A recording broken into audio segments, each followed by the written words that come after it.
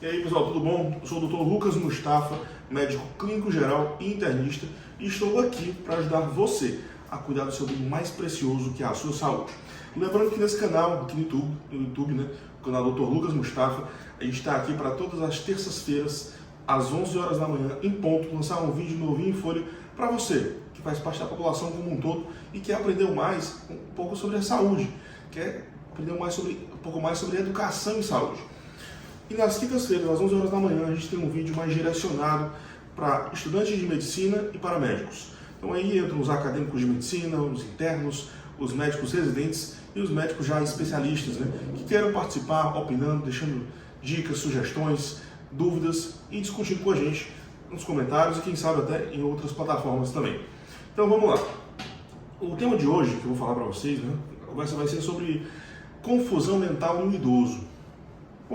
Confusão mental no idoso é um tema super interessante, super prevalente também, cada vez mais prevalente com o envelhecimento da população. A gente sabe que cada vez mais a gente vai tendo uma população mais idosa, né, com um percentual maior de pacientes acima dos 60/65 anos, né? Então, o que é fundamental aí para a gente saber é que essa população ela é mais suscetível, podemos dizer assim, né, a apresentar o que a gente chama de um estado confusional agudo. E muitas vezes isso não está ligado à demência. É lógico que você ter um quadro demencial de base, por exemplo, o paciente que tem uma doença de Alzheimer, mesmo que leve, ele tem um maior risco de evoluir com um estado confusional agudo, em dadas circunstâncias. Mas não é obrigatório o paciente ter Alzheimer para ter um estado confusional agudo. Certo? Esse estado confusional agudo, em geral, a gente usa uma palavrinha para definir. O nome é delirium. Importante isso aqui, ó, é delirium, terminando com o M, não é delírio, terminando com O. Delírio terminando com O é um distúrbio das funções psíquicas, né, das funções mentais, relacionado classicamente de uma delas que a gente chama de juízo de realidade, onde o paciente tem ideias falsas. Por exemplo, o paciente perdeu a mãe e agora tem a ideia de que a mãe ressuscitou e veio para tentar matá-lo. Isso é um exemplo. É uma ideia delirante, uma percepção delirante. No caso do delírio, né, estado confusional agudo, não, é uma condição onde o paciente está ali confuso, em geral desorientado, desatento, pode por vezes evoluir com agitação psicomotora, em outros momentos tem lentificação psicomotora, geralmente tem flutuação, né, às vezes mais agitada, às vezes mais sonolento, enfim, é uma condição totalmente diferente, e que pode ter um grau de alucinação, de ideia delirante também. O fato é que nesses pacientes a gente tem que estar muito ligado, e no idoso particularmente, a gente tem que saber que eles são os pacientes mais suscetíveis a terem um estado confusional agudo. Então, o que é que a gente vai fazer?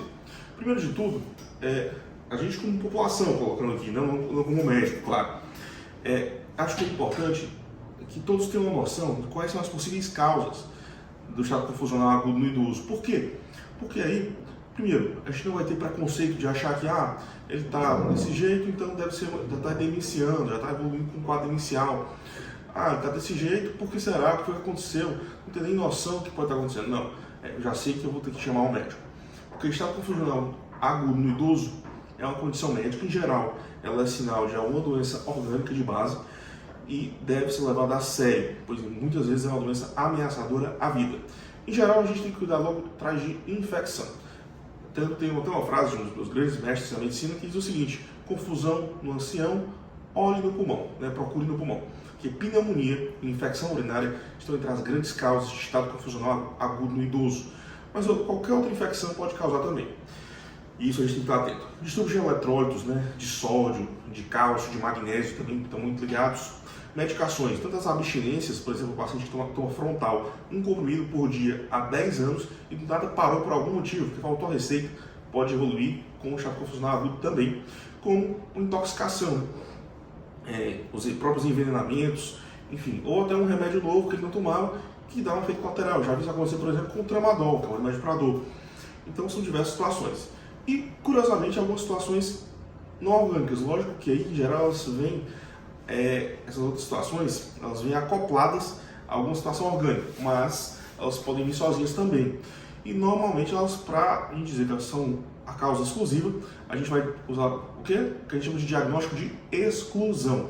A gente vai excluir as causas graves primeiro, certo? Mas uma mudança de ambiente, por exemplo, o paciente que muda de casa.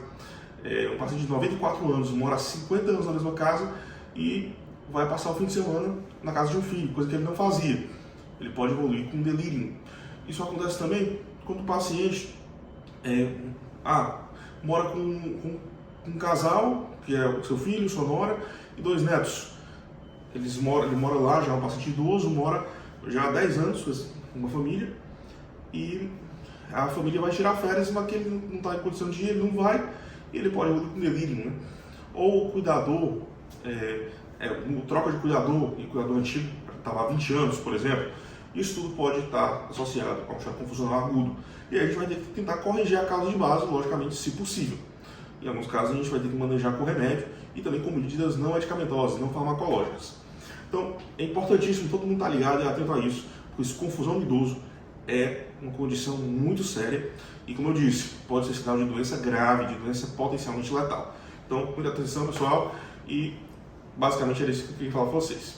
Seguinte, se vocês curtiram esse vídeo, gostaram desse vídeo, sei que foi um vídeo diferente, então já deixem seu joinha, né? Deixem seu like e mostrem que curtiram mesmo, que isso é muito importante para o nosso canal.